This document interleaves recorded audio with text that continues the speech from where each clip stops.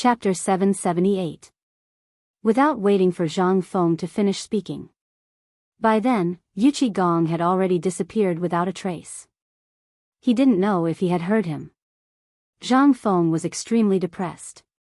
He couldn't even deal with Gao Kansas. Gao Kan was like a wooden stake.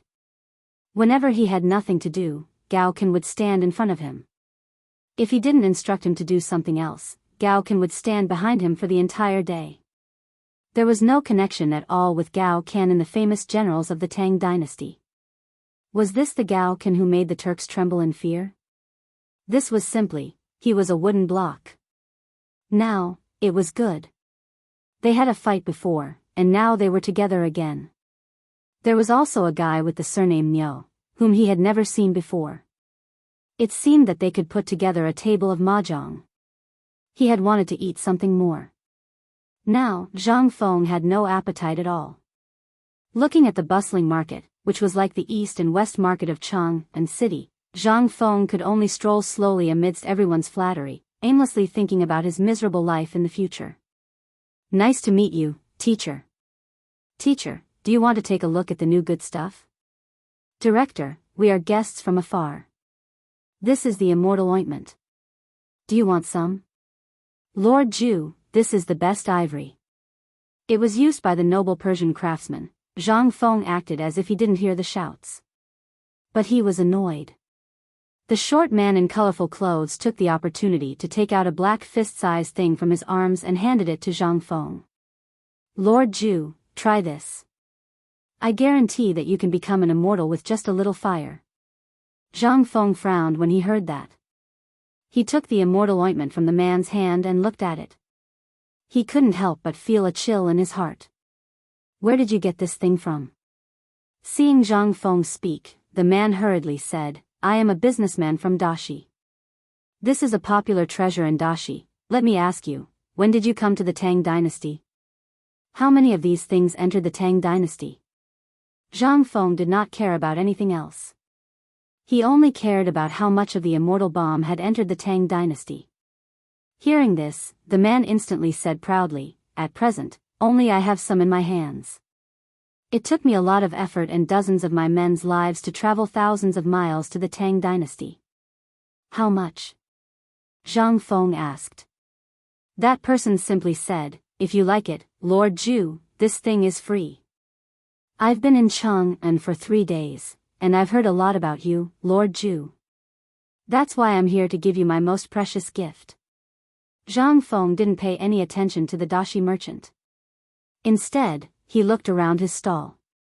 After confirming that there was only one, Zhang Feng let out a sigh of relief. However, he was also somewhat alarmed. Dashi, black-clothed Arabia. At this time, in this era, the strength of the country was comparable to that of the Tang dynasty. He only knew that black-clothed Arabia had entered the Tang dynasty during the Li Ji era. However, he didn't expect that black-clothed Arabia had already begun to infiltrate at this time. Moreover, they even created this thing that would cause panic in the future world.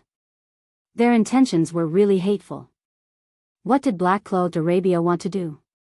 Could it be that my name, Zhang Feng, and the things created by Lao Tzu have spread to black-clothed Arabia? Or could it be that my transmigration caused a butterfly effect? No matter which it was, Zhang Feng couldn't help but be alarmed at this time.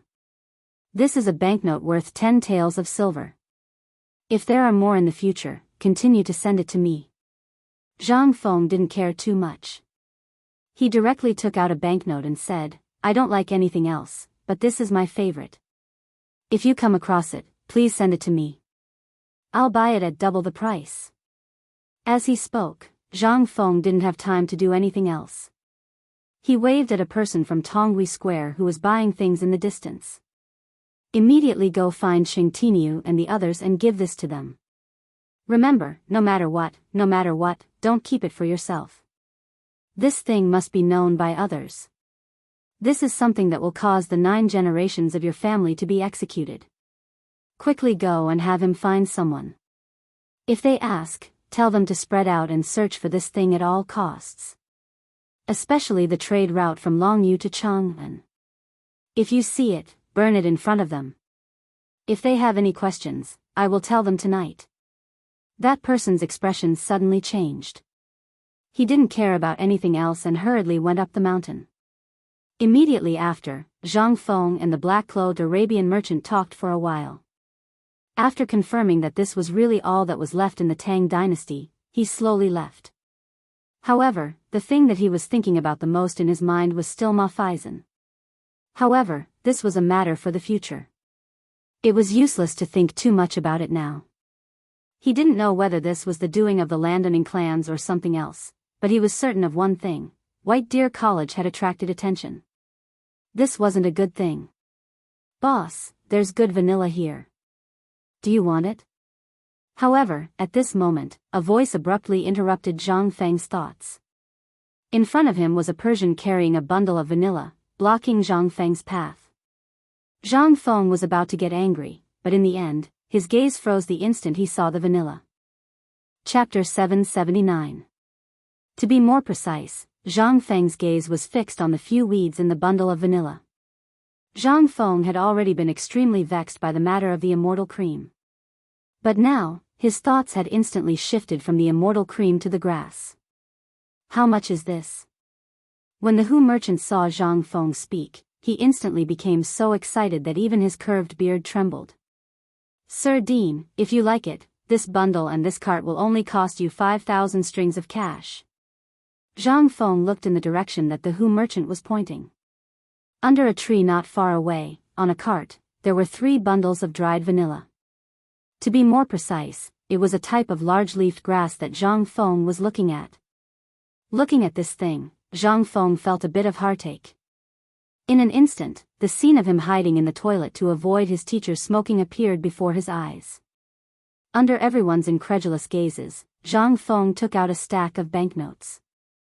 With a glance, it seemed to be around 100 taels of silver. The Hu merchant was so frightened that he knelt down and thanked him. As for Zhang Feng, he indifferently walked to the handcart. He did his best to make himself appear less agitated as he casually fiddled with the hay. In the end, he placed his hand on an empty piece of tobacco, which was the bundle of vanilla in the Hu merchant's arms. He asked, "Is this also vanilla?" The Hu merchant was stunned for a moment before saying, "This is not vanilla. You also know that the journey from the outside world to the Tang dynasty is more than 1,000 li. This kind of grass is very good at absorbing water and resisting moisture.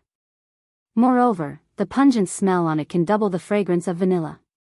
Thus, this little one often wraps this kind of grass on top of vanilla. Do you have seeds?" "The seeds of this kind of grass?" Zhang Feng took out a piece of tobacco and looked at it. The Hu merchant didn't understand what Zhang Feng meant. After thinking for a while, he rummaged around in a linen bag in front of the cart for a long time. Only then did he take out a large handful and hand it over to Zhang Feng. "Since you like it, it just so happens that I collected the seeds of this grass when I was harvesting the herbs. I haven't had the time to put them at home yet. If you like them, I can give them all to you." As the Hu merchant spoke, he directly took out the things inside the cloth belt and gave half a bag of tobacco to Zhang Feng. Zhang Feng forced himself to calm down. "Very good. How much did I give you just now?" Zhang Feng looked at the banknotes in the beard's hand and felt a bit of heartache. Just now, he was so excited that he directly took out a bunch of banknotes and forgot how much it was. At this time, the beard heard him and said, "There's a total of 300 taels." Zhang Feng interrupted him and continued to ask, "Do you have a lot of these things over there?" "Many, they are all over the mountain." The bearded man answered truthfully. After all, he had met a rich man, how could he dare to neglect him? Moreover, he was a noble viscount of the Tang dynasty and the dean of the academy. He did not dare to neglect him. "I need this kind of grass. As you can see, my academy is being built. I need this kind of grass that is strong in absorbing water and moisture-proof. Go back now. I don't want any herbs. You said that you have a lot of them. I want a lot of them now. You should be able to make a lot of money. How much do you think I can buy with this money?" The beard was a little confused. These were things that even cows and horses would not eat on weekdays. What on earth did this lord of the Tang dynasty want to do? Did he want so much?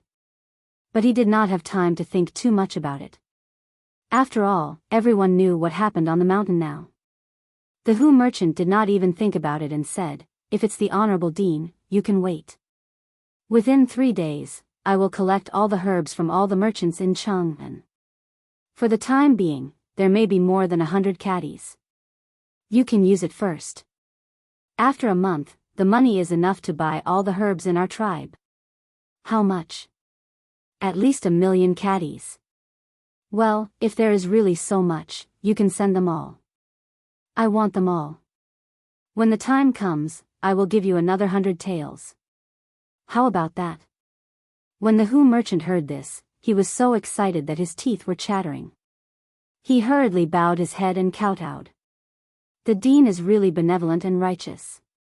You are the savior of my tribe." Zhang Feng did not want to talk nonsense with him. The point was that now, when the merchants saw that Zhang Feng had taken the most common herb and had taken a fancy to this inconspicuous herb, they all surrounded him crazily. At this time, Zhang Feng regretted not bringing Gao Ken with him. That guy was big and burly. If he did not speak, he only needed to stand there and he would be a natural bodyguard. But it was too late to say anything now. Zhang Feng could only admit defeat. Holding a large pile of tobacco, he said with a solemn expression, "Everyone, I still have something important to do today. If you come across any treasures tomorrow, you can come here. I will come back tomorrow." "How about that?" Without waiting for anyone to react, Zhang Feng scampered off. As he ran, the smell of tobacco filled the tip of his nose. Zhang Feng laughed so hard that his teeth could not be contained. Good stuff, this was really good stuff. He had a premonition that once this thing came out, it would be. Who would be the first big smoker? Not to mention anything else. At the very least. He had not smelled such a tempting smell for almost a year. He really wanted this thing too much. Big cigarettes, this was a good thing to comfort the loneliness in the middle of the night. It was a rare treasure. It was a treasure that belonged to men. Chapter 780. Zhang Feng didn't care about anything else. He hurriedly went up the mountain. The first thing he did was to find Gao Ken, who was helping at the pig slaughtering farm. After bringing him back to the mountain, he gave him a strict order. "From now on, I'll give you 10 minutes to eat, drink, and use the toilet. After you're done, before I come out, if anyone comes, tell them that I'm researching something good and that they shouldn't disturb me. Understand?" Gao Ken used his blood-stained hand to wipe his nose, nodded his head, and turned to leave. Zhang Feng opened his mouth and gave Gao Ken a thumbs up. Then he turned around and closed the door with a bang. As soon as he entered the door, Zhang Feng couldn't wait to put the tobacco on the table. He picked up the white paper that Chang'an and the others put on the table and began to cut it. Then he pondered and used his eyes to look for what he needed in the room. At the same time when Zhang Feng entered the door, Chang'an and the others also encountered a problem and quarreled with Zheng Tufu. They were right next to the waterfall. Zheng Tufu almost used his knife. "I say, old man, you're really shameless. This is the villa area that Feng Zi said. Without his permission, no one is allowed to mess around here.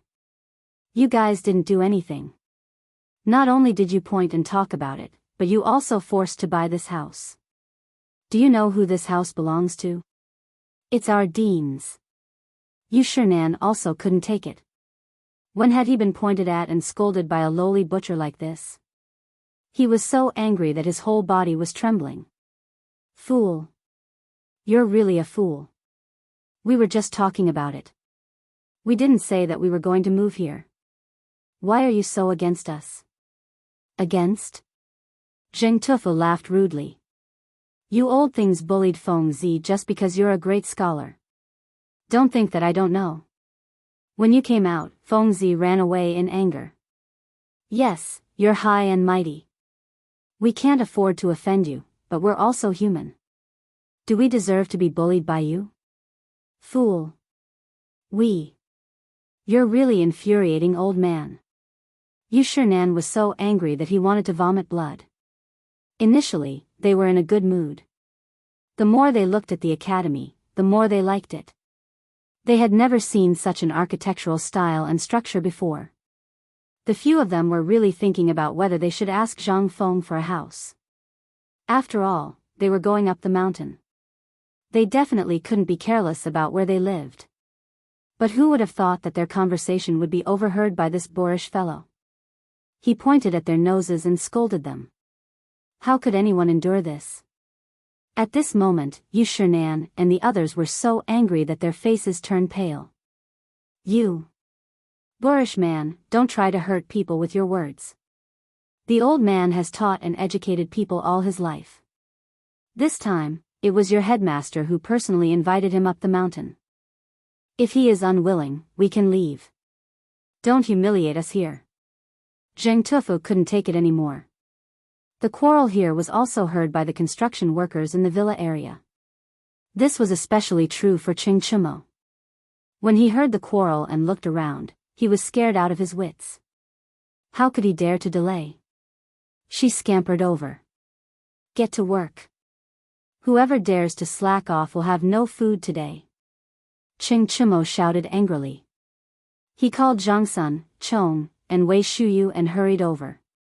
Sun Simiao, who lived not far away, also heard the quarrel. Because he couldn't see clearly, his expression changed drastically after he listened carefully. Tong, come with me over there quickly. He recognized the voice. It was Yu Shernan's voice. He also knew that the other voice belonged to Zheng Tufu. He didn't understand why a great scholar and a butcher were quarreling. When the crowd hurried over to mediate the quarrel, Zheng Tufu became even more agitated. He tore open his shirt and pointed at Yu Shernan and the others. You're all here. You're just in time. Come and be the judge. What kind of great scholar is this? He asked the headmaster for things the moment he came up the mountain. He wants this and that, and now he's even thinking about the villa we built for the headmaster. Look at what kind of place the headmaster is living in now. Is that a place for people to live? A wooden house. Even I am living in a brick house, but the headmaster would rather give it to us than live in it himself. What is this? This is the model of a teacher. What about them? Enough. Shut up. Impudent. Following a few angry shouts. Only then did Zheng Tufu shut his mouth in displeasure. Wei Shuyu and the others stared at Yu Shernan and the others in horror. For sirs, please don't blame him. He doesn't know what's going on, so he was just deceived. Please don't lower yourself to his level for the sake of Lao Li and Feng Zi. I've already sent someone to inform Feng Zi about this. Brother Bashi, trust me. Don't be angry. It's bad for your health. Let's go to my bamboo house and have a seat. Let's talk about this properly. Although Sun Simiao didn't know what had happened, he could tell from Zheng Tufu's words that something was amiss. Although he still didn't know what was going on, it seemed like something big happened at the mountain gate. And at this moment, Zhang Feng, who had just lit a homemade cigar, was called open by a cry outside the door. Feng Zi, bad news. Something happened. Zheng Tufu is pointing at the noses of the four great scholars and scolding them. Hearing this, Zhang Feng's vision turned black and he almost fainted. Motherf asterisk Ker, why is he causing trouble for Lao Tzu every day? Let's go, quickly. Chapter 781. When Zhang Feng arrived. Basically, only the people from Tonghui Lane and Zhang Feng's die-hard fans were left blocking Sun Simiao's door. It was as though if Yu Shernan and the rest dared to come out, they would rush up and beat them up without hesitation.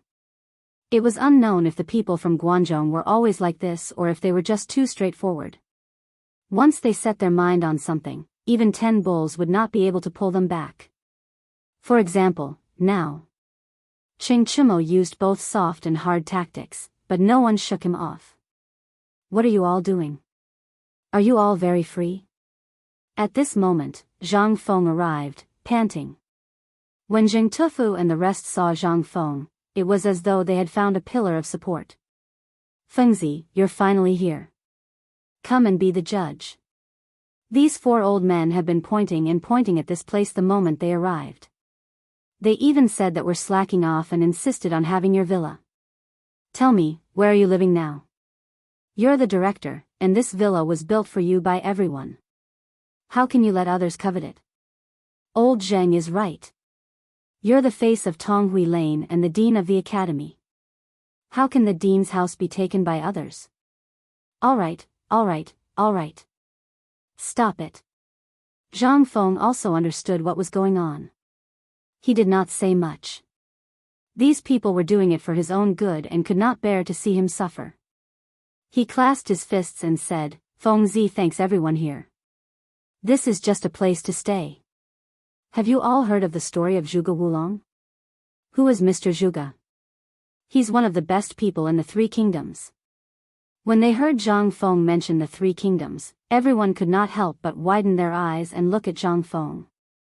Even those who had been paying attention to this place, including the women and children of the craftsmen, gathered around. Even Sun Simiao and the rest in the room stopped talking and listened carefully. Clearly, Yu Shinan and the rest's anger had mostly dissipated. Everyone should have heard of the 3 kingdoms.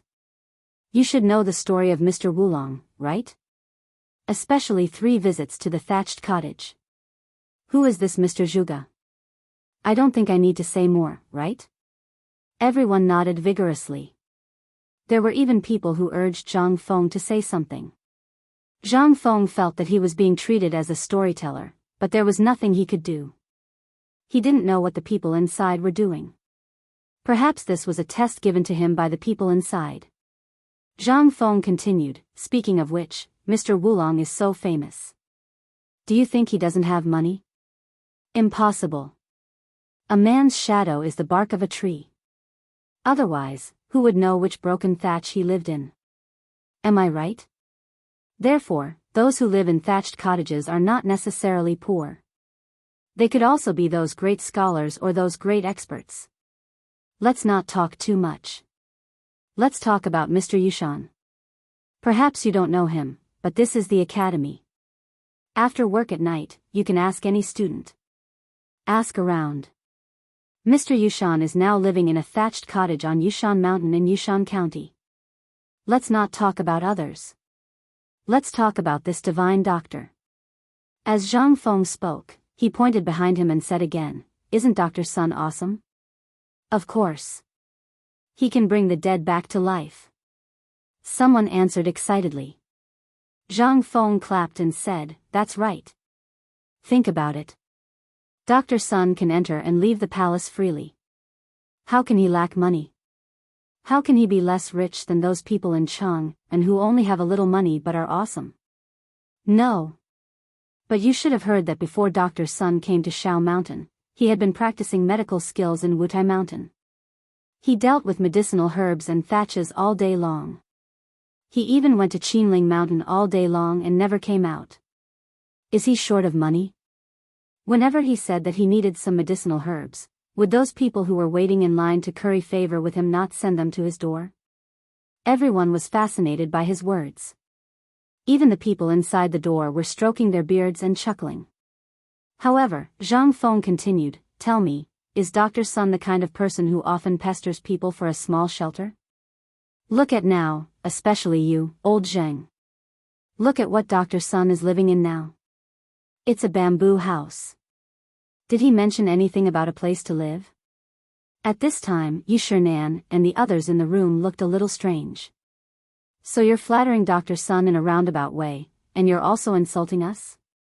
However, Zhang Feng didn't know that. He continued, Now, Mr. Bo Shi and the others are just commenting on the construction of my Shao Mountain. Even if they want to live there, they have to wait until the house is built, right? Don't tell me that they want to live there just because they made a joke and said that they want to live there. Do they want to live in this half-built open space? What are you thinking? Day by day. Zheng Tufu suddenly understood. His face turned red. Then they said, Zhang Feng sighed and said, A house is just a place to shelter them from the wind and rain. However, these scholars who just came up the mountain don't have a place to shelter them from the wind and rain. They don't even have a thatched hut. What do you think they should do?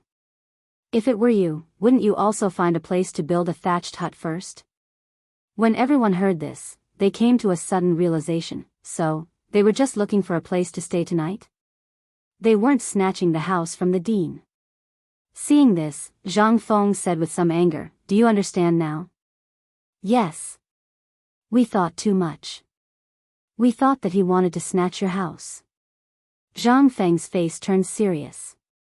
"If you understand, then hurry up and find a place for Mr. Bo Shi and the others to stay. Do you really want others to know that our White Deer College is mistreating the scholars tonight?" Chapter 782. Everyone's face changed when they heard that. Although they didn't study, the names of these people were as famous as the emperor. If this spread out, wouldn't they be stabbed in the back? At the thought of this, everyone scattered in an instant. Ching Chumo and the others also prostrated themselves in admiration and gave him a thumbs up. Zhang Feng just pursed his lips. "What are you waiting for? Get lost and wait for me. I'll teach you a lesson later. I don't want you to be so idle that you can't even handle such a small thing. You're Zhang Feng's brothers. Shame on you." Ching Chumo and Zhang Sun looked at each other and ran away in an instant. Zhang Feng took a deep breath, rubbed his face, and forcefully squeezed out a wisp of a smile before entering the bamboo house. As soon as he entered, Zhang Feng hurriedly cupped his fists and said, "Oh, I'm sorry. It's all my fault. Please don't be angry. Nice to meet you, Mr. Divine Doctor." "Huh, young friend, please sit down. Don't be so polite." Sun Simiao stroked his beard and laughed, pointing to a stool on the side. Zhang Feng sat down under the supercilious eyes Yu Shinan and others. He automatically ignored the supercilious eyes Yu Shinan and others. "Boy, you did it on purpose, didn't you?" Before Zhang Feng could sit down properly, Xueji looked at Zhang Feng and asked with a faint smile.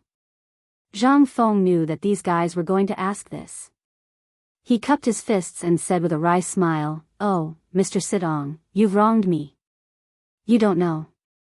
I just finished dealing with Old Wei and others. How could I have time to come here?" Xueji said with a meaningful, "Oh," and then said, "So, these people are really loyal to you. How did you do it?" Zhang Feng was confused. What else was there? After thinking about it, Zhang Feng said, "Maybe they were all attracted by my handsomeness?" The people who were really listening were petrified. What kind of answer was that? "Ahem, kid, what's with your attitude? As a great Confucian scholar, you have to have the attitude of a great Confucian scholar. We agreed to come here this time because we want to find a place to retire. By the way, you have too many bad habits. We have to get rid of them for you. Look. Look. You're finally showing your true colors, aren't you?" Zhang Feng wanted to see what these old foxes were up to. From the moment he came up the mountain, he knew that these people were up to something. Although it looked like they were after paper, this was only one of their motives. Zhang Feng really did not know the real motive.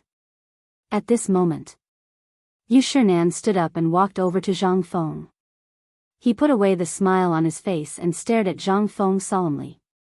At this moment, Ouyang Sun, Chu Suiliang, and the others also stood up and stared at Zhang Feng with solemn expressions. Zhang Feng felt goosebumps all over his body. "Kid, although you were jointly recommended by the four of us to become a great Confucian scholar, you also know that the condition for becoming a great Confucian scholar is to write your own book. Let's not talk about this for now. Your poetry collection can withstand the praise of all the scholars in the world. However, there are still more than 20 days until the Mid-Autumn Festival. Looking at your academy, it's about time. After the Mid-Autumn Festival, it will officially open. So since you call us teachers, we will express your sincerity. Although I don't know if you know the danger behind paper, the old man still has to say one thing. You must win the Mid-Autumn Poetry Meet. And this is also decided by us old guys. As long as you have the title of Great Confucian, there will naturally be no trouble for other things. You understand?" If Zhang Feng still did not understand, then he was really a fool. He hurriedly stood up, and after a student's salute, he said seriously, this student will follow teacher's instructions. Good. You are a promising student. Chang'an nodded, and said with his hands behind his back, do you know why everyone has a nameplate? Nameplate? Zhang Feng really did not know this. He only knew that all literati liked to give themselves a name, which was a pen name or the title of a book in the future. However, as for why some people's real names could not be remembered by others, but their pen names, he did not know. Forgive this student for being stupid, but I really did not know this. Zhang Feng hurriedly asked. Chang'an looked out of the window and said, old man does not know when this rule started, but it has become an unwritten rule. Since you have entered the civil service, then you must have a name plate. Did no one remind you of this before? Even your brother Lao Li did not mention it. No. Zhang Feng honestly shook his head. In fact, he had thought of the name before, such as cool and awesome, he had thought of it before, but until now, he really did not think of a suitable one. This student has thought of this before, but because I was too busy, I forgot about it. Zhang Feng answered truthfully. The main thing was that the name he thought of was either too avant-garde or too hard to pronounce. He was also very troubled. So he simply threw this problem to Chang'an and the others. Since they said so, they must have thought about it long ago. Sure enough, after hearing Zhang Feng's words, they looked at each other and smiled. Then Chang'an slowly sighed and said, ridiculous, you actually forgot such an important thing? All right. Since you have become our disciple today, then old man and the others will help you with this matter. What should I call it? Chang'an pretended to ponder and patted his forehead, then said, since you made your fortune in the tavern, and you are from Phoenix Ridge, and your name is Zhang Feng, then in this case, we will call it. Zhang Feng's pupils instantly shrank, and he exclaimed, don't tell me it's Shifeng? Chapter 783. West Phoenix. Once the name was decided, it would be better to call it Young Phoenix. It was simply too embarrassing. Just when Zhang Feng looked nervous, Chang'an said with a smile, in fact, we have just discussed it with Dr. Sunday. Your nameplate will be called Wine Immortal. What do you think? Wine Immortal? Zhang Feng was dizzy. He actually thought about this name when he brewed the liquor, but he was afraid that the name was too stiff. It was not good to be too ostentatious. Chang'an seemed to have noticed something as well. He smiled and said, I've heard that the few times you've composed poems, they were all when you were drunk. Moreover, the baijiu you've brewed is worthy of this name. Perhaps in less than 20 days, your baijiu will be released. If you use this name, no one will dare to say anything, unless they don't want to drink baijiu anymore. But at least the few of us will be reluctant to give up this liquor. Ha ha ha. Chang'an and the others laughed as they spoke. In ancient times, there was wine god Du Kong. Today, there is wine immortal Zhang Feng. Moreover, you can not only brew beer or liquor, but the most important thing is that you can write poems. Who dares to say that you can write hundreds of poems while drunk? Who can compare to you?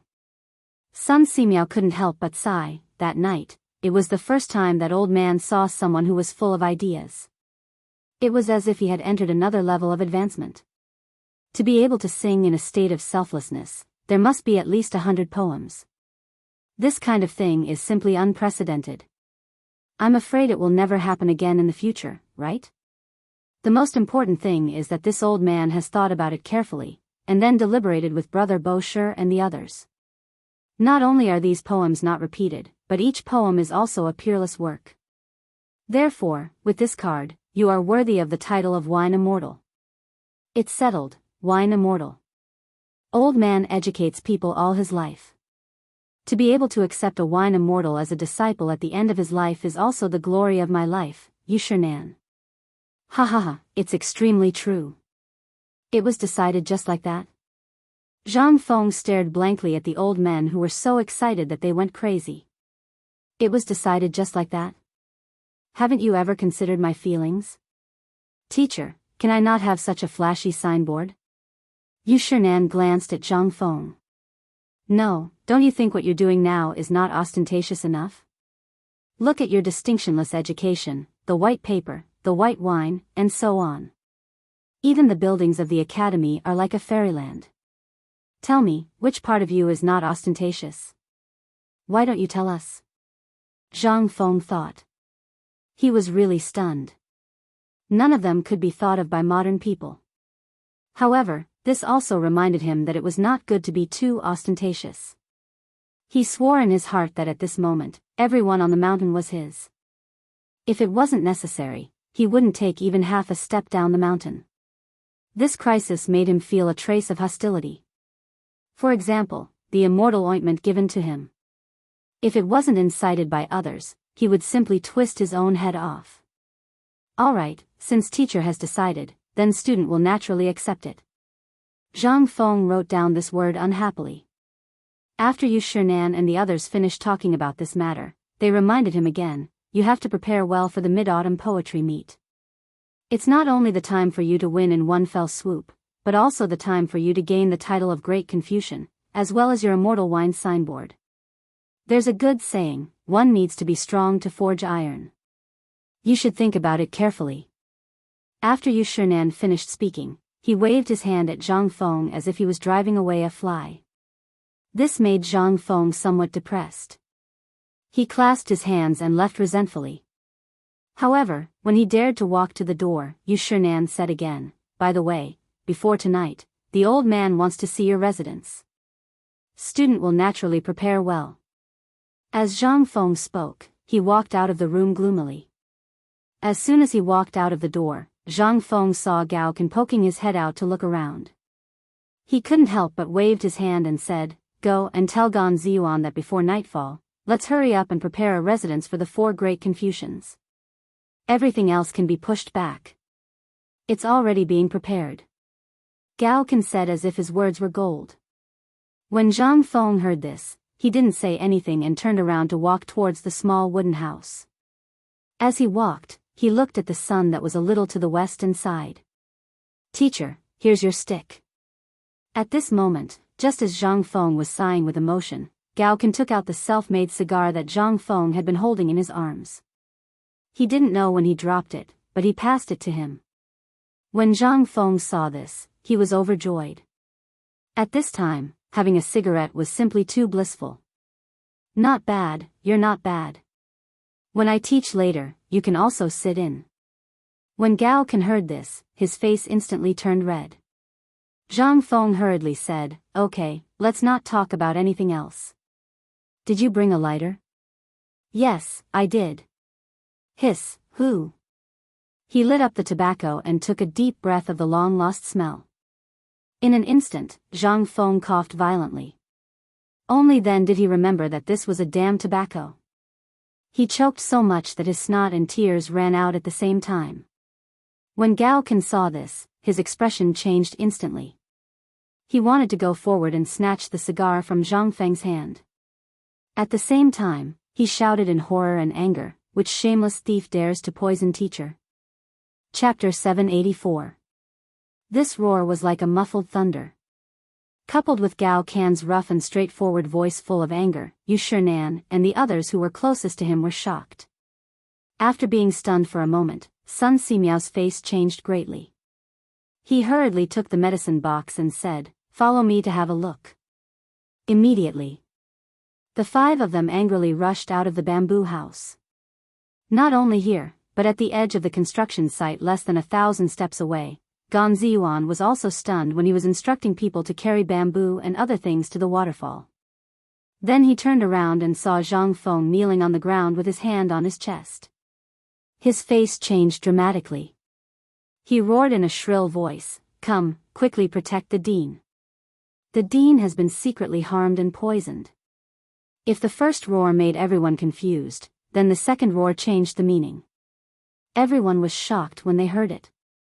They hurriedly picked up the things in their hands and rushed to Zhang Feng without caring about anything else.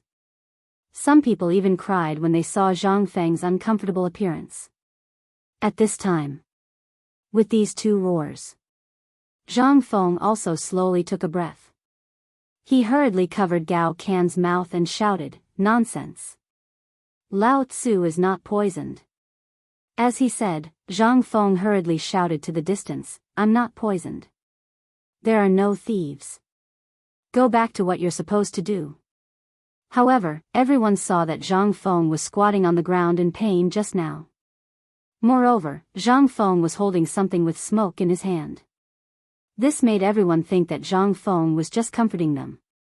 Their eyes turned red and they still rushed here. What made Zhang Feng even more confused was that at this time, the 5 old men led by Sun Simiao rushed to Zhang Feng with frosty faces. Sun Simiao didn't care about anything else. As soon as he came, Sun Simiao grabbed Zhang Feng's wrist.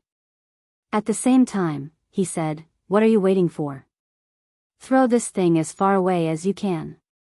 Quickly lie down, this old man will perform acupuncture on you."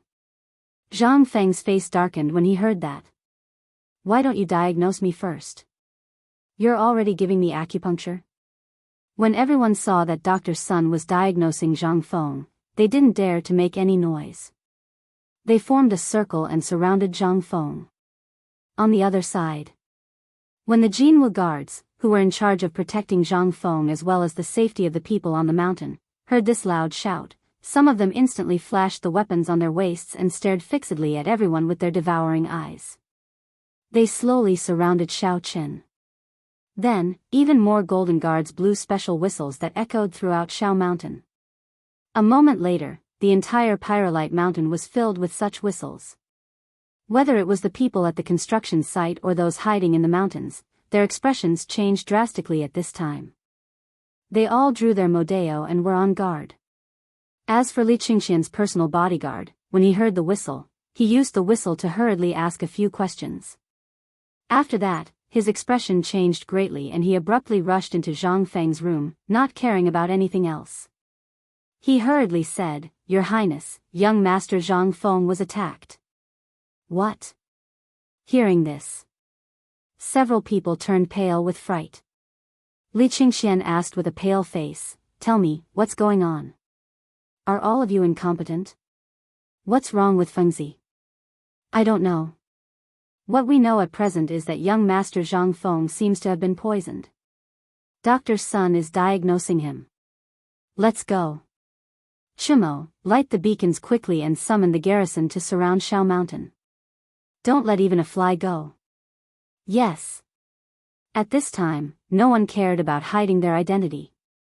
Whether it was true or not, if the news of Fengzi being attacked was spread out, it would be a big deal.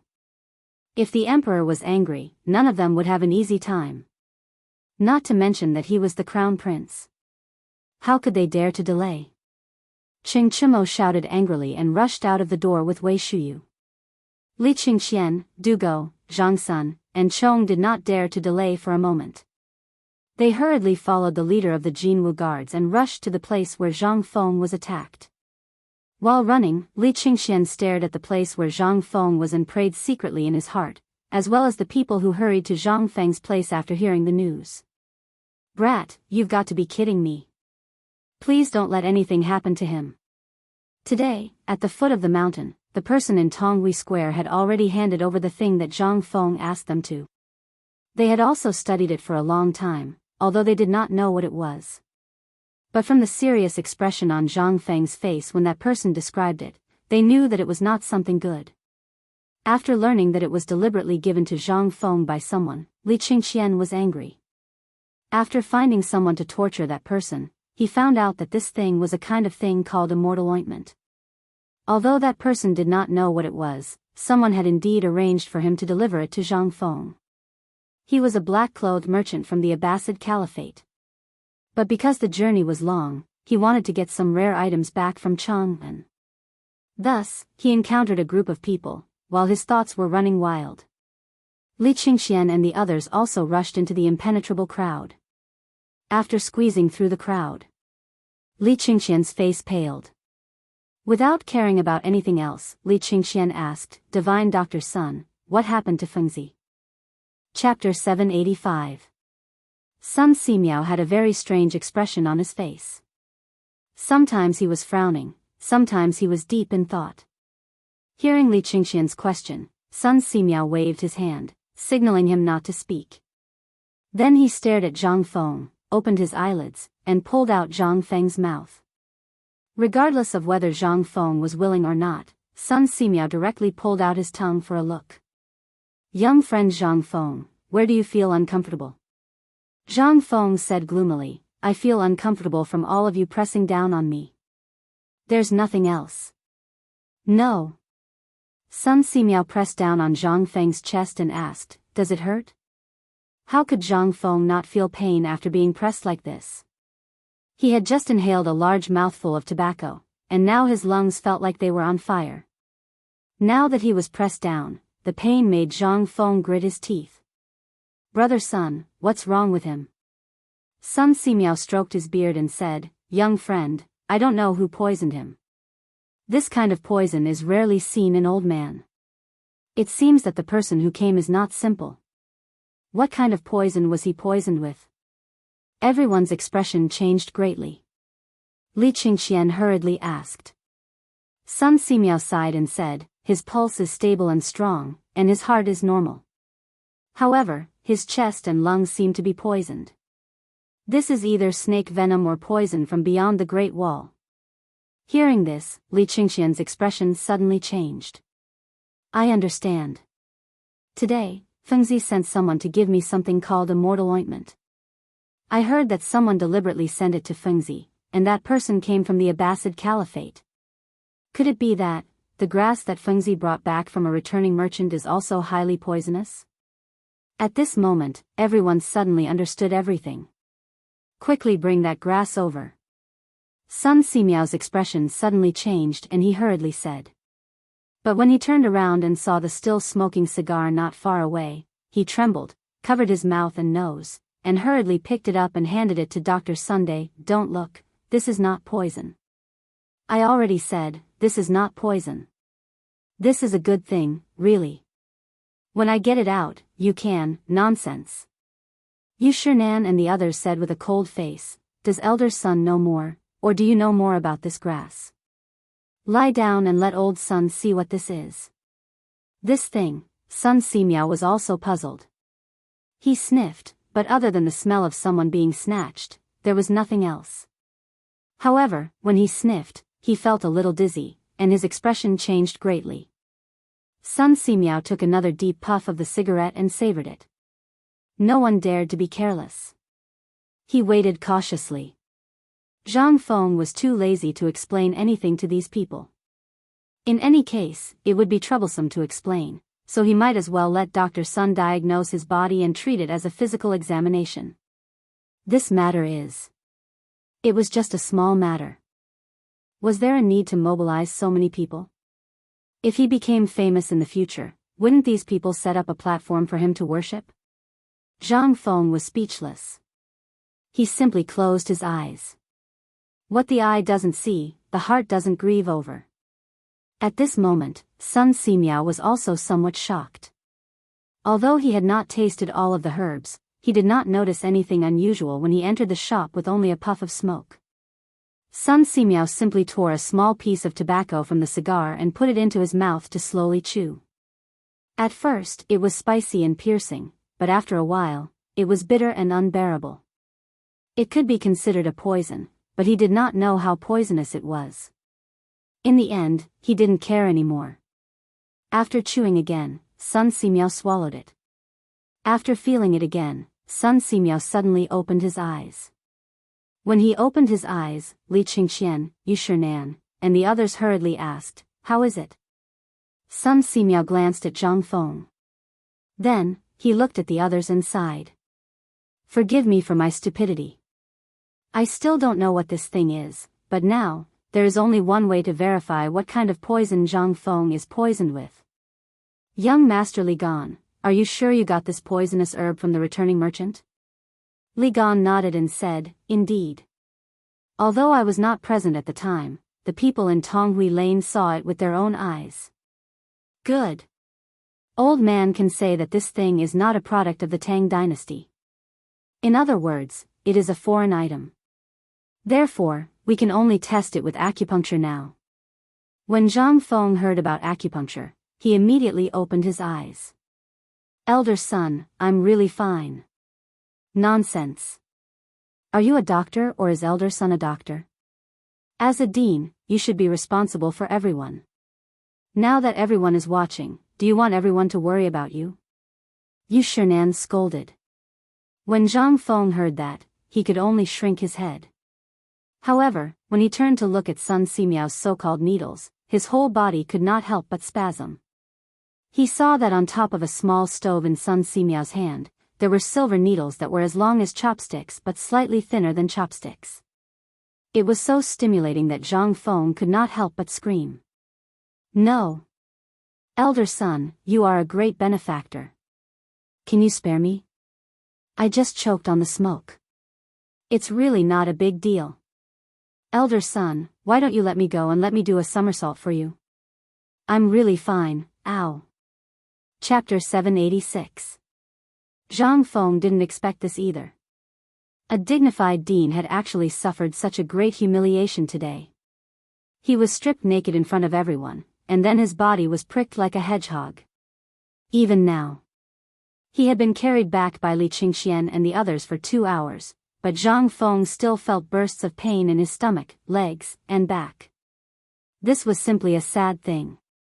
Especially after seeing Sun Simiao's solemn face and the laughter of Yu Shinan and the others as they left, Zhang Feng really wanted to faint. It was so embarrassing. Lying on the bed, Zhang Feng glared at Gao Ken angrily. Tell me, did you do it on purpose today? Gao Ken was also somewhat baffled. But he also felt a little guilty. Dean, I didn't do it because you were bullied a few times before. Didn't you do it with these people early this morning? I thought they were up to no good. Up to no good? This principal was just messing around with them. What's more, this thing wasn't poisoned. Come, where are my cigarettes? Did you bring them back? Zhang Feng was so angry that he wanted to punch someone, but when he moved, his whole body hurt. He just waved his hand angrily. Seeing Zhang Feng like this, Gao Ken felt even more ashamed. After wiping his body, he remembered and said, that thing was taken away by Dr. Sun, go. There are some on the table outside. Give me 2. Today, Lao Tzu is going to poison you to death. Zhang Feng was so angry that he didn't know what to say. He had the urge to chase this guy down the mountain. Zhang Feng was very suspicious whether this guy was the famous General Gao Ken recorded in the history of later generations. This guy was simply an idiot who couldn't even be bothered to look at the situation. I'm coming. When he was really thinking about whether to drive him away or send him away, Gao Ken hurried in with 2 big cigars. It was as if he had caught 2 poisonous snakes. Zhang Feng speechlessly snatched the cigar from Gao Ken's hand and lit it. This time, he carefully took a puff. Instantly, the strong taste of tobacco swirled in his mouth. That feeling made Zhang Feng moan involuntarily. Although the taste was a little strong, this was the Mother Ker's taste. After Zhang Feng took a few puffs, his head felt a little dizzy. He looked at the nervous Gao Ken and pointed at the oil lamp with the hand holding the cigarette. Look at Lao Tzu now. Is there anything wrong? Gao Ken shook his head vigorously. Then, light it up. I'll give you your first lesson today. When Gao Ken heard that Zhang Feng was going to give him his first lesson, he was excited. He imitated Zhang Feng and put the end of the cigar in his mouth. Then, he moved closer to the light and carefully sucked. At first, he felt like he was being burned by smoke. He was a little puzzled. However, he saw Zhang Feng deliberately take a puff and then swallow the whole cigarette into his stomach with his mouth open. Then, he gestured to him. Gao Ken did the same. He took a big puff. In an instant, his black face suddenly turned dark purple. Then, he coughed violently. Cough, cough, cough, cough. Cough, cough, cough. In an instant, Gao Ken was no different from Zhang Feng gang. In fact, Gao Ken even surpassed him. He hugged his stomach, squatted on the ground, and curled up like a shrimp. Now, do you know what's going on? Zhang Feng sat up with a smile. However, the intense pain in his body caused Zhang Feng to grimace in pain. Now you know what kind of person this thing is, right? Now, do you still dare to say anything? This is my first lesson. Today's lesson is called Society's Vicious Beating. You must finish this cigarette today. If you don't, I'll deduct your credits this semester. Gao Can's eyes turned green when he heard this. He couldn't care less about coughing. He squatted in the corner and ate vigorously while crying. He didn't know how this kid felt now. However, Zhang Feng knew that a person who smoked for the first time must feel very uncomfortable. And he was taking big puffs of tobacco. Looking at Gao Can smoking, Zhang Feng felt very comfortable. The stuffiness just now seemed to dissipate a little. However, the smell of smoke in the room made him feel a little uncomfortable. He could only leave the bedroom. When he walked out of the bedroom, he saw Li Qingxian and the others staring at Zhang Feng with a strange expression. TSK, Feng, I didn't expect you to have such a strong taste. You can even do that to Gao Can? Ching Chimo said in a strange tone. Before he could finish, Zhang Feng glared at him and took the opportunity to sit on the recliner and smoke. The others also came over with a curious face. Looking at Zhang Feng smoking and then smelling the unpleasant smell in the air, they couldn't help but have a face full of question marks. Feng, what's this thing? Isn't this the thing that caused you to have an accident just now? Ching Chimo leaned over to Zhang Feng and stared at Zhang Feng. Looking at Zhang Feng's face of enjoyment, Ching Chimo was also tempted. After all, every time Zhang Feng made something, it was a first-class thing. Zhang Feng heard this and couldn't help but grin. Why, you want to have a bite too? Seeing Zhang Feng's cheeky smile, the alarm in everyone's heart suddenly rang. This guy is going to be a demon again.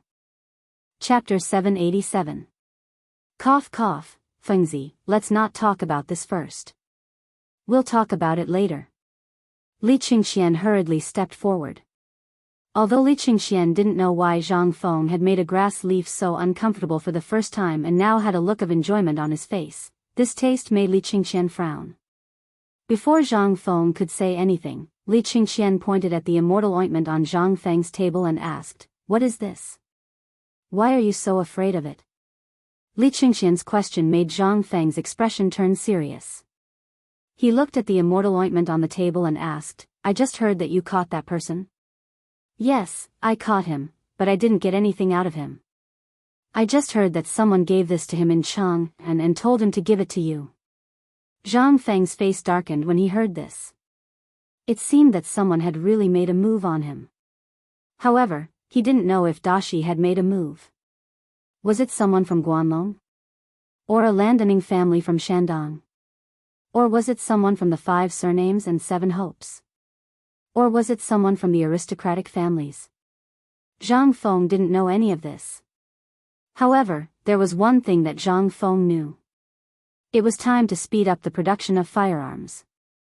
Once they had firearms on the mountain, they could further research pistols and bulletproof vests. With these, Zhang Feng felt an inexplicable sense of security. Li Qingxian, let me ask you.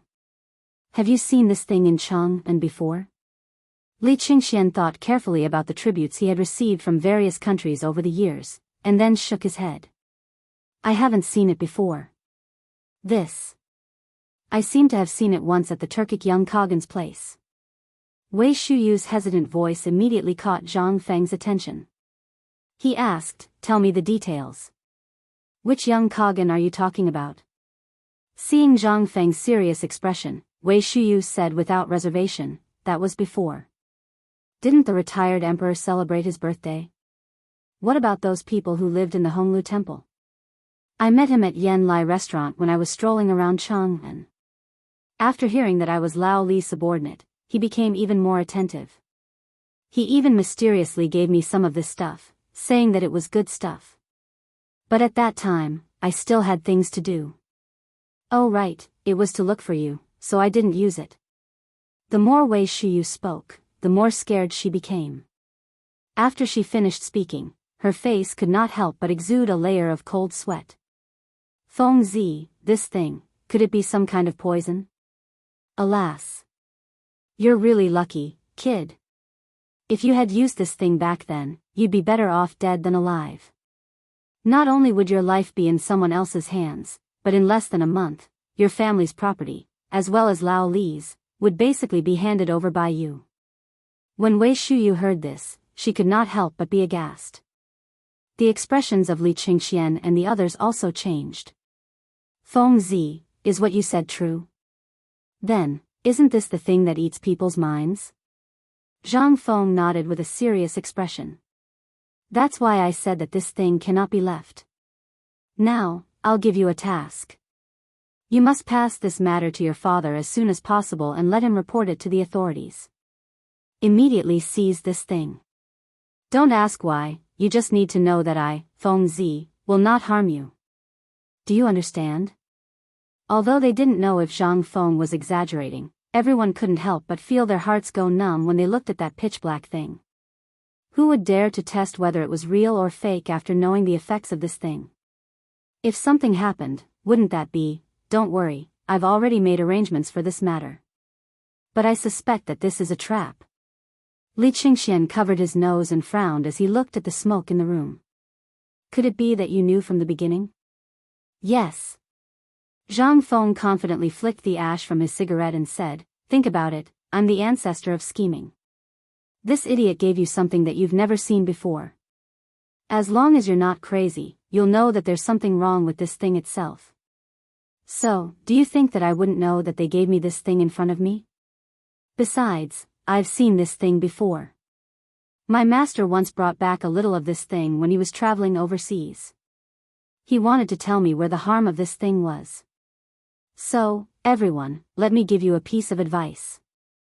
If you're my brothers, find out where this thing is and burn it. It's best if you can find the source.